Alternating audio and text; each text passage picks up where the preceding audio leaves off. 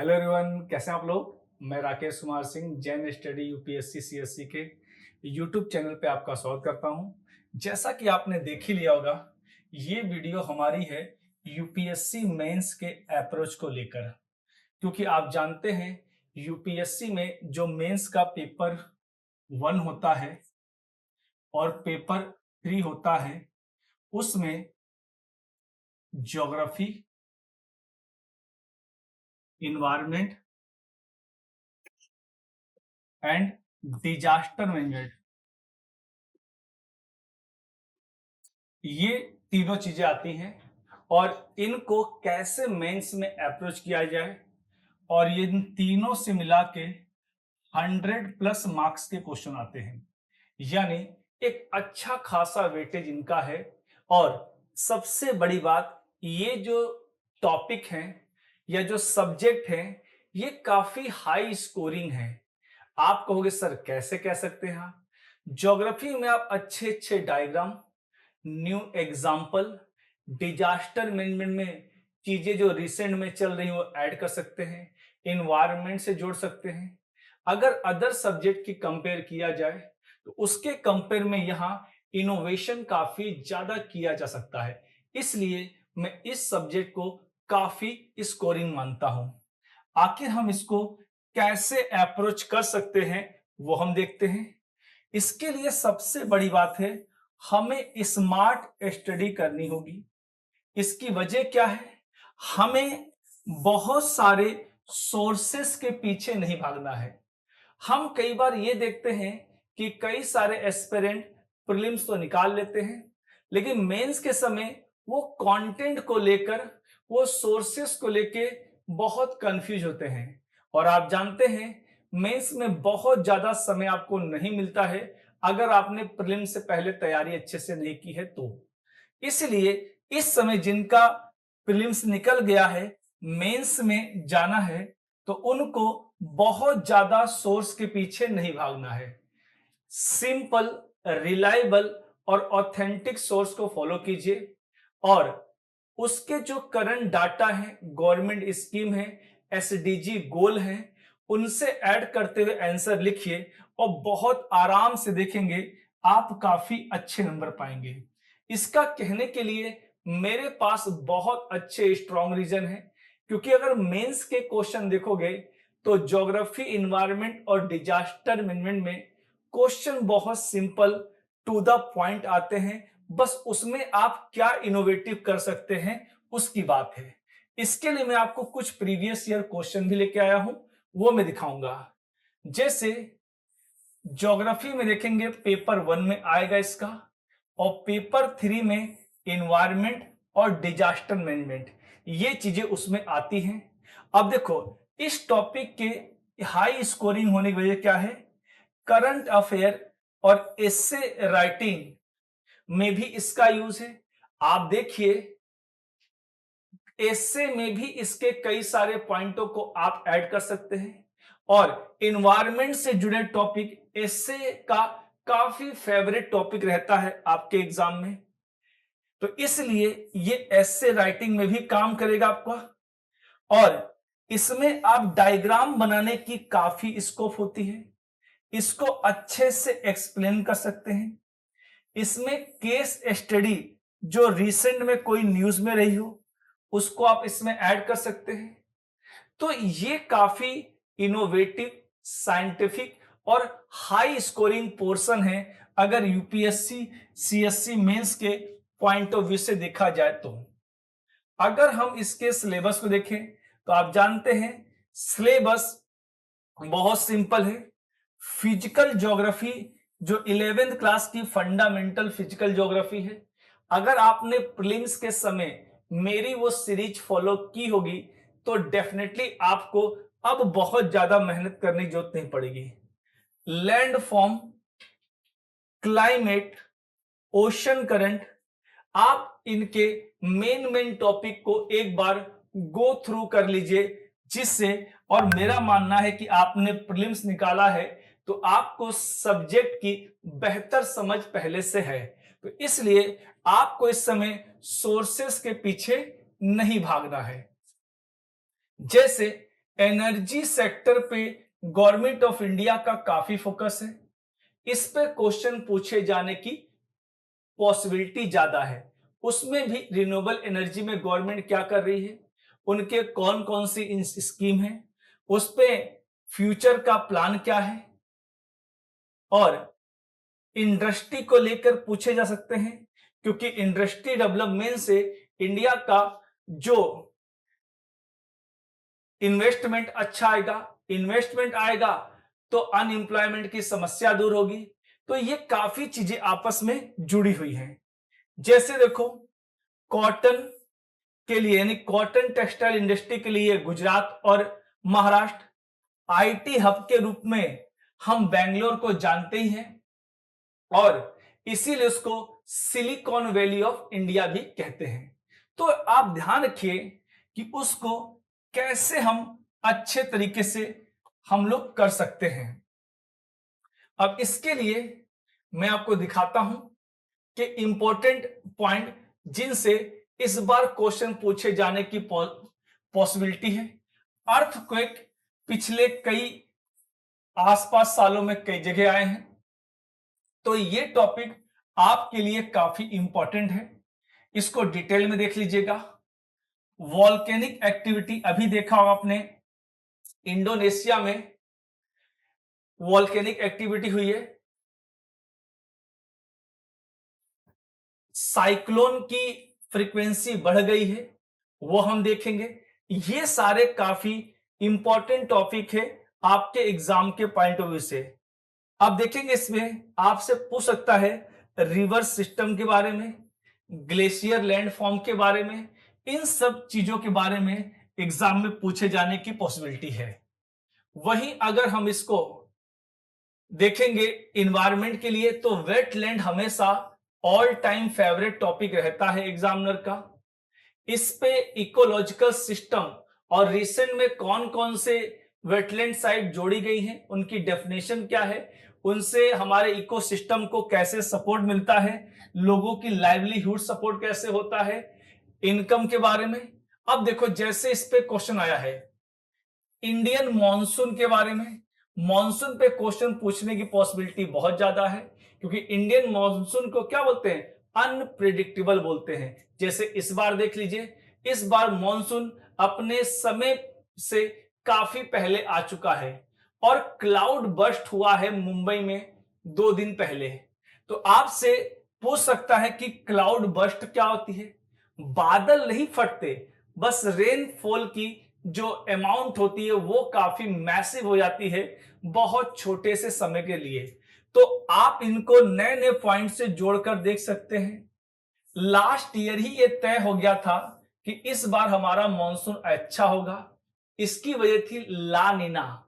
ला नीना जितना स्ट्रांग होता है, मॉनसून भी उतना अच्छा होता है। इसलिए मॉनसून टॉपिक आपके एग्जाम में इस बार पूछे जाने की पॉसिबिलिटी है। अब इसको करने का तरीका क्या है, पहले इंडियन मॉनसून को एक्सप्लेन करेंगे, इसके फैक्टर क्या है, जैसे Tibetan plateau, easterly jet stream, Mascarene high, Somalian stream, ये सारी चीजें, इंडियन ओशन डाइपोल, इन सभी चीजों को जोड़कर आप देखेंगे। अगर वो एल नीनो से जोड़ के पूछता है तो ये वाला डायग्राम आप बना सकते हैं कि एल नीनो की ओरिजिन कहां होती है, साउथ अमेरिका में होती है। साउथ अमेरिका से स्टार्ट होकर ये पहुंचती है इंडियन ओशन में, और यहां पर ये क्या करती है, इंडियन ओशन के टेम्परेचर को इंक्रीज कर देती है, जिससे लो प्रेशर जो जनरेट होना चाहिए नॉर्थ इंडियन प्लेन में, वो जनरेट हो जाता है मैस्करीन हाई के पास। इसलिए जो सोमालियन स्ट्रीम है उसकी स्पीड थोड़ी स्लो हो जाती है और हमारा मॉनसून वीक हो जाता है। मॉनसून वीक होने की वजह क्या होती है, इसका इंपैक्ट पड़ता है फूड, जो हमारा प्रोडक्शन डाउन हो जाता है, इन्फ्लेशन हाई हो जाएगा। तो इससे कई सारे फैक्टर पड़ते हैं, ये हमें पता होना चाहिए। इसमें हम इंडिया का एक मैप बना सकते हैं, एक हम बना सकते हैं एल नीनो वाला मैप बना सकते हैं, इसमें कई सारे डायग्राम बना सकते हैं हम लोग। इसमें जो गवर्नमेंट ने इसके लिए क्या प्रयास कर रही है, आईएमडी की रिपोर्ट क्या है वो कर सकते हैं हम लोग। तो काफी चीजें हम लोग इसमें ऐड ऑन कर सकते हैं अच्छे से।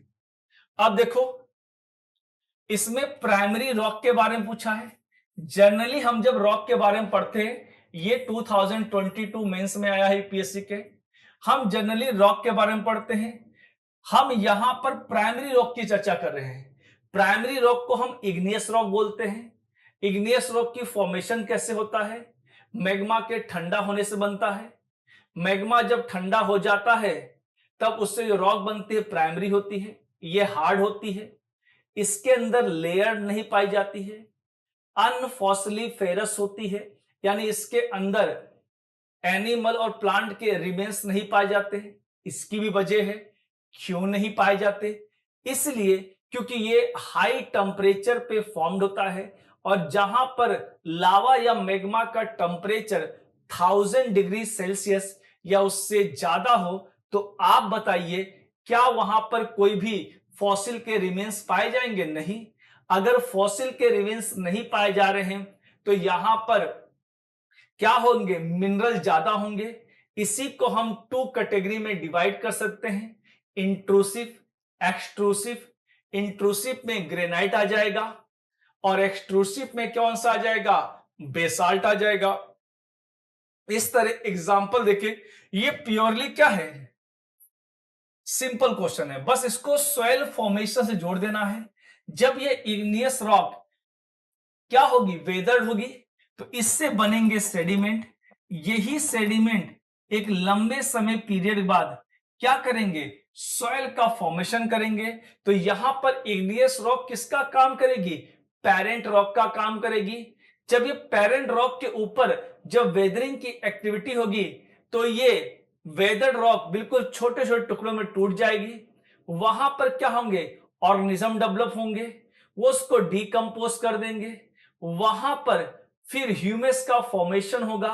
ह्यूमस के फॉर्मेशन बाद कोई पक्षी या जानवर वो बीज गिरा देंगे, जिससे पेड़ बन जाएगा। तो एक तरह का एक प्रोसेस डेवलप होता है इसी इग्नियस या प्राइमरी रॉक से।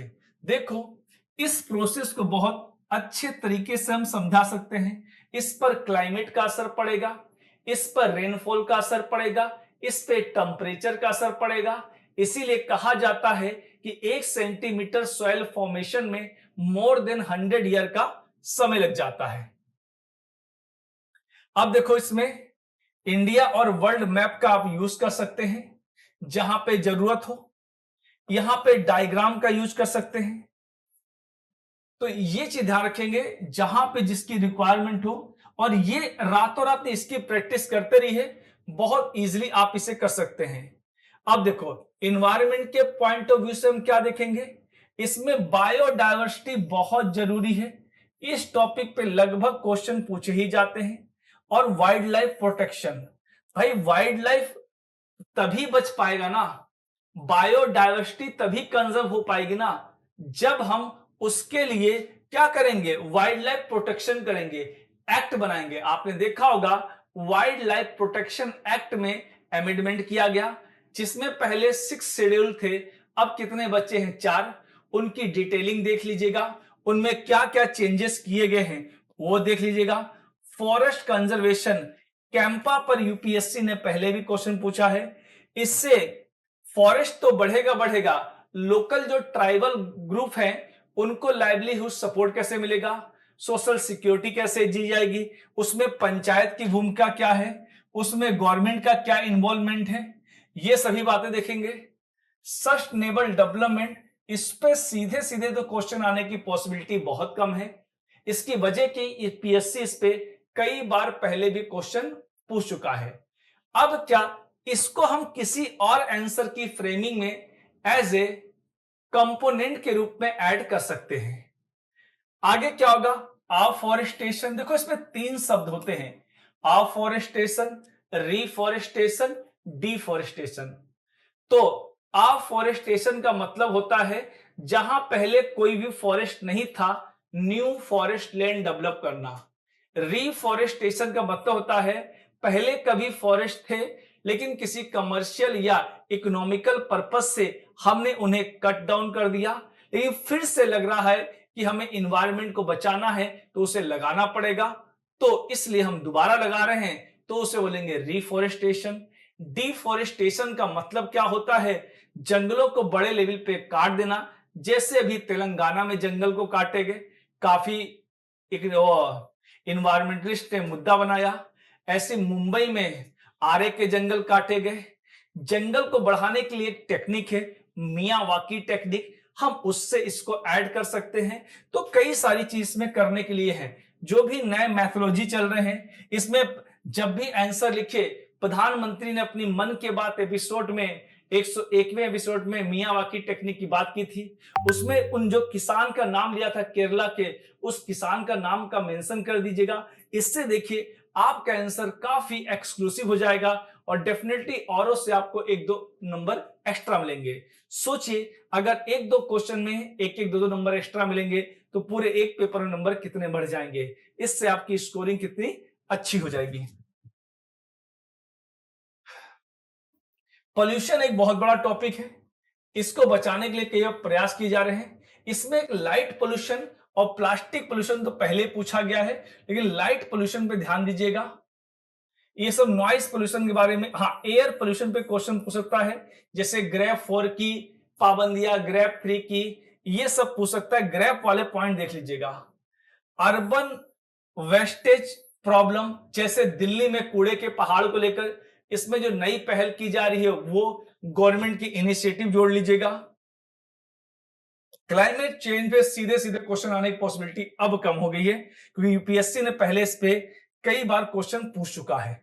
इसलिए हम जब पढ़ते हैं तो कई सारे टॉपिक को अपने आधार पर भी उन्हें हम लोग स्किप कर सकते हैं कि अब इतने इंपॉर्टेंट नहीं है। इन्वायरमेंट असेसमेंट पर क्वेश्चन पूछा जा चुका है, तो सीधे सीधे इस पर क्वेश्चन पूछे जाने की पॉसिबिलिटी ना के बराबर है। अब यूपीएससी का मन ही हो तो उसमें क्या ही किया जाए, लेकिन इस पे सीधे सीधे क्वेश्चन कम पूछेगा, इसको किसी चीज से जोड़कर पूछ लेगा। जैसे अभी आपने देखा होगा कि वनतारा का फॉरेस्ट चर्चे में था, रिलायंस वाला, तो उससे जोड़कर पूछ सकता है कि उसमें कौन कौन से इंटरनेशनल लॉ के वायलेशन किए गए। ऐसी घटनाओं को रोकने के लिए आप क्या एफर्ट लगा सकते हैं, क्या गवर्नमेंट की इनिशिएटिव है। पेरिस क्लाइमेट से प्रीलिम्स में क्वेश्चन पूछ लिया है, तो इसकी इंपॉर्टेंस बढ़ गई है। फिर से इसकी चीज देख लीजिएगा।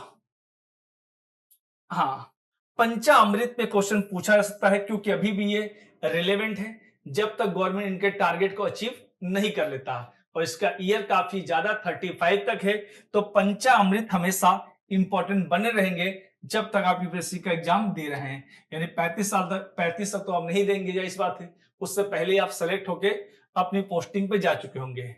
इन्वायरमेंट प्रोटेक्शन एक्ट ये पूछा जा सकता है, क्योंकि ये एक अम्ब्रेला प्रोग्राम था और इससे ही जुड़े हुए बहुत सारे प्रोग्राम हैं। इसमें बायोडायवर्सिटी अथॉरिटी, इसको देख लीजिएगा इस बार, क्योंकि बॉडीज पे अभी तक क्वेश्चन कई साल से पूछे नहीं यूपीएससी ने, तो हो सकता है इस पे यूपीएससी का ध्यान चला जाए। देखो मैं आपको एक हिंट कर रहा हूं कि किस पे फोकस ज्यादा कर सकते हैं, किन को 1 मिनट के लिए अगर टाइम नहीं है तो इग्नोर भी कर सकते हैं। अब देखिए, मैंने बोला था कि वेटलैंड यूपीएससी का फेवरेट हो 2023 में पूछा गया है, क्योंकि बहुत सारे ऐड किए गए थे। बायोडायवर्सिटी के लिए कि ये क्यों इंपॉर्टेंट है, नए वाले जोड़ देंगे। इसमें नए नए क्लॉज कौन कौन से ऐड किए गए हैं, हमेशा लिखते समय एसडीजी गोल, लाइवलीहुड, गवर्नमेंट के इनिशिएटिव, अगर कोई डेंजर में है तो वो भी देख लेंगे। इस तरह बायोडायवर्सिटी हॉटस्पॉट भी इंपॉर्टेंट हो जाता है। तो बायोडायवर्सिटी हॉट स्पॉट पर क्वेश्चन देख लीजिएगा, मैं भी इस बार पूछ ले, क्योंकि इंडिया के 4 जो बायोडायवर्सिटी हॉटस्पॉट हैं वो भी काफी फोकस में है। कोस्टल इकोलॉजी, इस पे भी क्वेश्चन पूछा गया है। इसमें आपको सीधे ना पूछ के मैंग्रोव फॉरेस्ट इनसे जोड़कर पूछ सकता है, और मैंग्रोव प्लांट जो होते हैं उनके स्पेशल जो फीचर्स होते हैं उनसे जोड़कर क्वेश्चन पूछ सकता है कि वो कैसे हमारे इकोसिस्टम के लिए जरूरी है। सुनामी मिटिगेशन,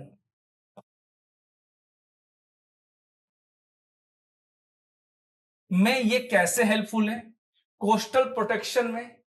तो इसको इन्वायरमेंट से, टूरिज्म से, लाइवलीहुड से, जॉब से, सुनामी से जोड़कर आप देख सकते हैं इसमें। अब देखेंगे डिजास्टर मैनेजमेंट, इस पर हमेशा क्वेश्चन आता है और इस बार भी पूछे जाने की पॉसिबिलिटी है, क्योंकि रिसेंट में जो पास्ट में घटनाएं हुई हैं उनसे, जैसे वो साइक्लोन से जोड़ के पूछ सकता है, वो अर्थक्वेक से जोड़ के पूछ सकता है, उत्तराखंड में बहुत सारी लैंडस्लाइड आई है उनसे जुड़ के पूछ सकता है। तो कई सारी, और इस बार एयर, इस बार ट्रांसपोर्टेशन टॉपिक देख लीजिएगा, क्योंकि जो अहमदाबाद में प्लेन क्रैश हुआ है इससे जोड़कर, क्योंकि अभी टाइम भी है और समय भी है, तो इसलिए इस पर देख लीजिएगा, जरूर से क्वेश्चन पूछने की पॉसिबिलिटी 99% बनती है।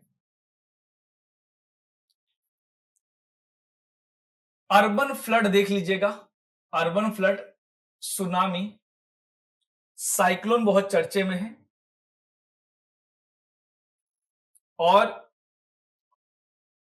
चीज देख लीजिएगा, इसमें और ज्यादा चीजें मुझे इंपॉर्टेंट नहीं लग रही हैं, इसलिए मैं, हाँ ये देखिएगा, डिजास्टर मैनेजमेंट साइकिल, ठीक है, mitigation, preparedness, response and recovery, इस पे देख लीजिएगा कि इस पे जो मॉक ड्रिल होती है इसमें क्या होती है, इस पे टीम कैसे काम करती है, इनका कोऑर्डिनेशन क्या होता है, इसमें अथॉरिटी के क्या क्या राइट है, नेशनल डिजास्टर मैनेजमेंट अथॉरिटी, इसके हेड होते हैं PM, state disaster management authority के हेड होते हैं सीएम, डिस्ट्रिक्ट डिजास्टर मैनेजमेंट समिति के हेड होते हैं, जब आप ब्यूरोक्रेट बनोगे डीएम होते हैं। इसमें आर्म्ड फोर्स का कैसे रोल होता है, एनजीओ का पार्टिसिपेशन क्या होता है, कम्युनिटी पार्टिसिपेशन कैसे होता है, इसमें सेंडाई फ्रेमवर्क देख लीजिएगा, जापान का शहर सेंडाई है, वहां पे डिजास्टर के लिए काम किया गया था। इसके जो रिस्पॉन्स टीम है, इसमें कौन सी केमिकल वेपन के लिए काम करते हैं, केमिकल वेपन पे क्वेश्चन पूछ सकता है, डिजास्टर मैनेजमेंट एक्ट पे पूछ सकता है, देखो आ गया बायोलॉजिकल और इंडस्ट्रियल, इसको लेकर क्वेश्चन पूछे जाने की पॉसिबिलिटी काफी ज्यादा है।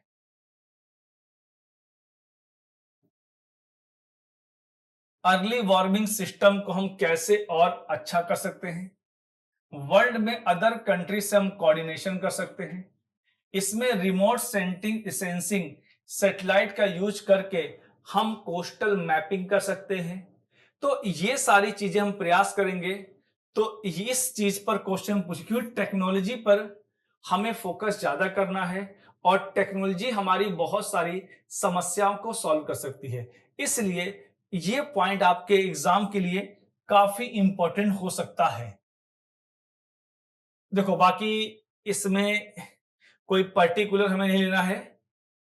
अब इसमें जोशी मठ में जो मकानों में दरार आ गई थी, अगर आपने न्यूज कवर की होगी, तो यहां से, क्योंकि यूपीएससी में 1-2 साल पुराने न्यूज का कोई मतलब नहीं होता, वो 4-4 10-10 साल पुराने न्यूज पर क्वेश्चन बना लेते हैं, तो इसको वो, अभी जो लैंडस्लाइड आ रही है, अभी जो सॉफ्ट रॉक है, कई सारे टनल बन रहे थे वो टूट गए, तो इन कभी काफी चीजों से जोड़कर चीजों को पूछ सकता है एग्जामिनर, तो ये देख लेंगे इसमें हम लोग। अब देखो, इसको देखो आगे ना, क्लाउड बर्स्ट, इस पे अलग से क्वेश्चन पूछा जा सकता है, क्लाउड बर्स्ट को क्या करेगा, वो डिजास्टर मैनेजमेंट से जोड़ देगा। अभी बारिश हुई, इतनी ज्यादा अर्बन फ्लड आ गई, उसको रोकने के लिए डिजास्टर मैनेजमेंट टीम कैसे रिस्पॉन्स करेगी, तो ये सारी चीजें वही होती हैं, बस एग्जामिनर पूछने का तरीका चेंज कर देता है, तो इन्हीं चीजों पर अगर हम ध्यान नहीं देते हैं तो हमारा आंसर काफी अच्छा नहीं हो पाता है। आप देखेंगे आ गया, ठीक है, इसी साइकिल में पूछ सकता है, एक्सप्लेन कीजिए कि कैसे हम करेंगे, प्रिपेयर कैसे करते हैं, मिटिगेशन तो हम नहीं कर सकते, हम इसको काफी हद तक कम कर सकते हैं, ठीक है, हम रिस्पॉन्स कितनी जल्दी, देखो डिजास्टर आ गया, अगर आपकी क्विक रिस्पॉन्स टीम काफी अच्छी है और लोगों को समय से अगर रिहेबिलिटेट कर दिया गया, तो उनको काफी कैजुअलिटी को हम कम कर सकते हैं। तो चलिए बच्चों, ये थी आज की हमारी ये अप्रोच का वीडियो। और देखिए, जो मैंने समझाया, ये जो स्ट्रेटजी थी कम समय के लिए है।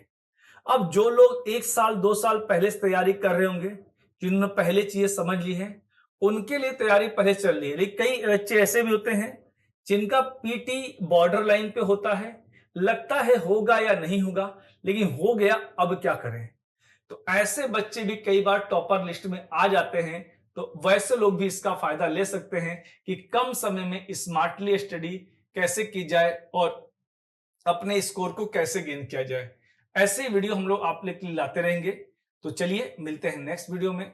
अगर वीडियो अच्छी लगी हो तो लाइक शेयर एंड सब्सक्राइब करना बिल्कुल ना भूलें, और इस वीडियो को उन बच्चों तक जरूर शेयर करें जो ऐसे वीडियो के नीडी हैं। Thank you, bye bye.